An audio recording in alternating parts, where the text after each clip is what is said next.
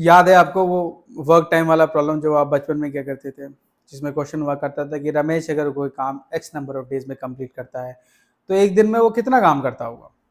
इस प्रॉब्लम को और कॉम्प्लिकेट करने के लिए हमारे मैथमेटिक्स में सुरेश को भी लेके आ जाते थे, पूछते थे रमेश से सुरेश अगर कोई काम मिलकर एक्स नंबर ऑफ डेज में करते हैं तो एक दिन में वो दोनों मिलाकर कितना काम करते थे।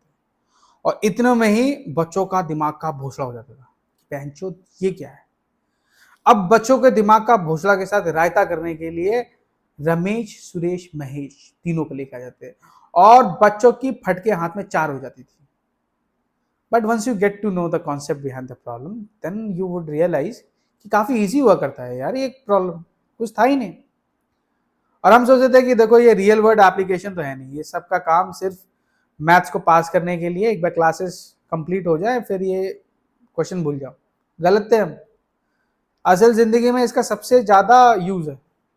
आज सक्सेसफुल होने के लिए कितने घंटे काम करना है पूछो। लोग वो सेल्फ हेल्प बुक पढ़ रहे हैं और पॉडकास्ट देख रहे हैं, बड़े बड़े बिजनेसमैन के इंटरव्यूज देख रहे हैं। निखिल कामत का पूरा एजेंडा ही यही है कि कैसे इंसान सक्सेसफुल हो, मेरे 3 घंटे के वीडियो देख के हो जाओ।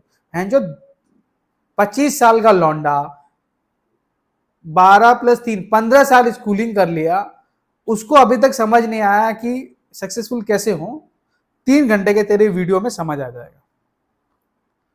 और ये सारा सक्सेसफुल किसको करना है मालूम? हमको तुमको नहीं, वही रमेश सुरेश और महेश। हमारी कोर ऑडियंस ही तीनों है और इन तीनों को काम पे लगा दिया और पूछ भी नहीं रहे रमेश सुरेश और महेश से कि जो तुम्हें सक्सेसफुल होना भी है, और सोसाइटी लग गई सक्सेसफुल होने के लिए। इसी कतार में सोसाइटी ने कई महान दिग्गजों से आंसर पूछा, हालांकि लोगों ने इस पे बोलने से काफी परहेज किया। पर अभी लिस्ट में 2 मूर्ख आए हैं जिन्होंने अपना मुंह खोला और टट्टी उगला। पहले जो है वो इन्फोसिस के चेयरमैन हैं, आई गेस अब चेयरमैन नहीं रहे, ये अच्छी बात है, पर को फाउंडर तो हैं। हम बात करें नारायण मूर्ति की। नारायण मूर्ति ने रिसेंटली, और जब मैं रिसेंटली बोलता हूं तो मतलब 1-2 महीने पहले, अपना मुंह खोला और बोला कि इंसान को 70 घंटे काम करने चाहिए। हम वैसे पता नहीं क्या सीख ले रहे हैं, ऐसी गंदी गंदी चीजें, mental health, ethics, personal life, ये कौन सिखा रहा है इन्हें? इंडियन यूथ को ये सबसे दूर रहना चाहिए। इंडियन यूथ को काम करना चाहिए 70 घंटे। सीखो जर्मनी और जापान से, वर्ल्ड वॉर 2 के बाद कितना काम किया। देखो पहले तो ये मैं समझा दूं वर्ल्ड वॉर 2 वाले कॉन्सेप्ट। वर्ल्ड वॉर 2 में ये दोनों कंट्री जो थी, जापान और जर्मनी जो थी, ये हारे हुए देशों में थी। इनके ऊपर सैंक्शन लगा हुआ था। जर्मनी के ऊपर सैंक्शन लगा हुआ था एडॉल्फ हिटलर की वजह से, उनको बहुत सारे फाइन पे करने थे, इसकी वजह से गवर्नमेंट ने वर्किंग आवर्स का मैंडेट किया। और जापान में 2 बॉम्ब गिरे थे, एटॉमिक बॉम्ब, हिरोशिमा नागासाकी, आपको पता हो। इसकी वजह से कंट्री को दोबारा अपने पैरों पे खड़ा रखने के लिए गवर्नमेंट ने वर्किंग कल्चर को चेंज किया और पूरा देश मिलजुल कर काम किया। पर सुनने वाली बात और समझने वाली बात यह है कि दोस्त, वर्ल्ड वॉर 2 में ये दोनों पार्टिसिपेंट्स थे और हम अभी भी अपनी आजादी के लिए लड़ रहे थे। वर्ल्ड वॉर 2 1945 में खत्म हो गया और हमें आजादी तभी भी नहीं मिली थी, हमें आजादी 1947 में ही मिली। और ये एग्जाम्पल वो 2 कंट्री का दे रहा है। ये वही व्यक्ति है जो अपने स्टाफ को यूएस भेजता है ताकि यूएस में वो वर्किंग ओवर टाइम कर सके, वो वेस्ट वालों को सिखा सकें कि विदाउट कंप्लेनिंग ओवर टाइम कैसे किया जाता है। और ये हमें पार्ट पढ़ा रहा है प्रोडक्टिविटी का, वर्किंग आवर्स का।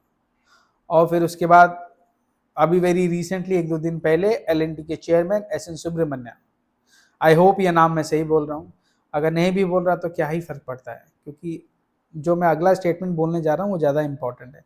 उससे किसी ने पूछा कि यार एलएनटी इतनी बड़ी कंपनी है, तब आप संडे को छोड़ के पूरे 6 वीक कैसे मतलब लोगों को बुला लेते हो, सैटरडेज ऑफ क्यों नहीं होते?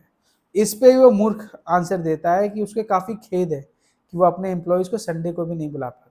उसका कहना है कि एक मियाँ बीवी एक दूसरे को कितना ही देख लेंगे, इससे अच्छा वो ऑफिस में क्यों नहीं आते, काम कर ले। तुम देख रहे हो कितनी चुतिया और चुतिया भरी हुई बातें हैं। साले तेरे पर्सनल लाइफ का होगा भोसड़ा, बाकियों के पीछे क्यों पड़ा हुआ है? भैंचो क्या है तुम्हारा ये दिक्कत?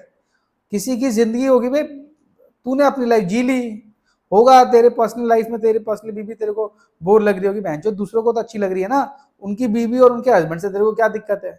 और चूतियो, काम के बारे में इतना बात करते हो, पैसा के बारे में कौन बात करेगा?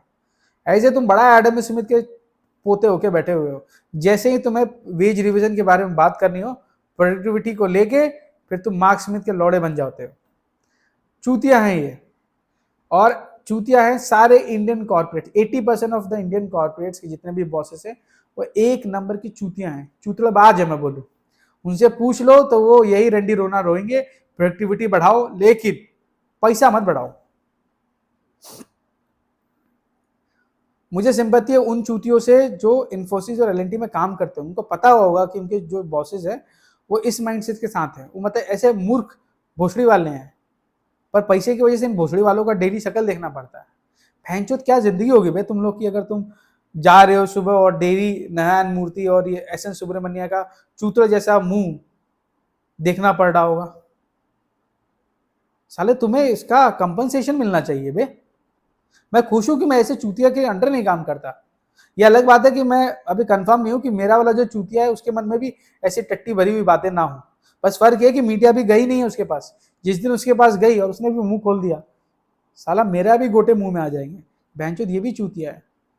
तब तक मैं खुश हूं कि कम से कम सुब्रमण्य और मूर्ति जैसे चूतिया तो नहीं हूं मैं। क्या पता मेरा वाला भी इससे बड़ा चूतिया निकले, पर तब तक के लिए मैं खुश हो जाता हूं। और रमेश सुरेश महेश, साले सक्सेसफुल क्यों होना है बेंचो तुम्हें? जियो जिंदगी अपनी, एक ही जिंदगी मिली है। 4 बार कह गए हैं कि जो यहाँ पे जी लिया वही अपना है। पोस्टली वालों इतना पैसा लेके क्या कर लोगे? देखो बहुत सारे कॉर्पोरेट से जो 7-7 घंटे 7-7 वीक काम करवाते हैं बेंचो, लेकिन टाइम नहीं देते काम में वो पैसे यूज करने का। साले पैसे यूज नहीं करोगे, एक दिन ऊपर चले जाओगे तो बेंचो तुम उस पैसे का तुम्हारे बीवी बच्चे और पोता पोती खेलेंगे उस पैसे से, लेकिन तुम घंटा नहीं कुछ कर पाए। इस जिंदगी में कुछ कर लो, वो ज्यादा इंपॉर्टेंट है। और भाई मेरा कहना है, अगर आप अभी भी जॉब ढूंढ रहे हो, जो ये वीडियो देख रहा है, और आप अगले रमेश सुरेश या महेश हैं, तो मैं कहना चाहता हूं कि एक अच्छा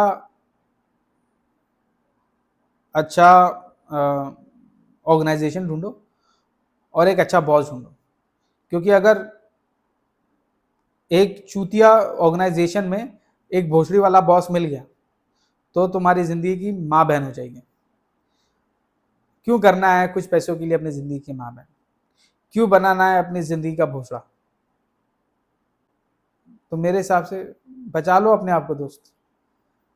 देखो इस वीडियो में काफ़ी गाली गलौज है, पर मैं फिल्टर कर नहीं पाया। ये 5वां रीटेक है जो मैं दे रहा हूँ। इससे पहले बहुत सोबर बोल पाया, पर उसमें एनर्जी मतलब जो एक्चुअल इंटेंशन था वो निकल नहीं पाया, इसमें निकल रहा है।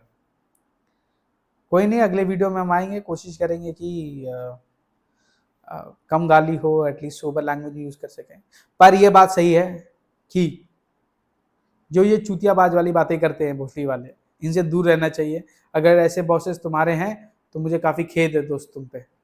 तब तक के लिए रमेश सुरेश महेश, अपना ख्याल रखो। हम मिलते हैं अगले वीडियो में। Bye bye bye.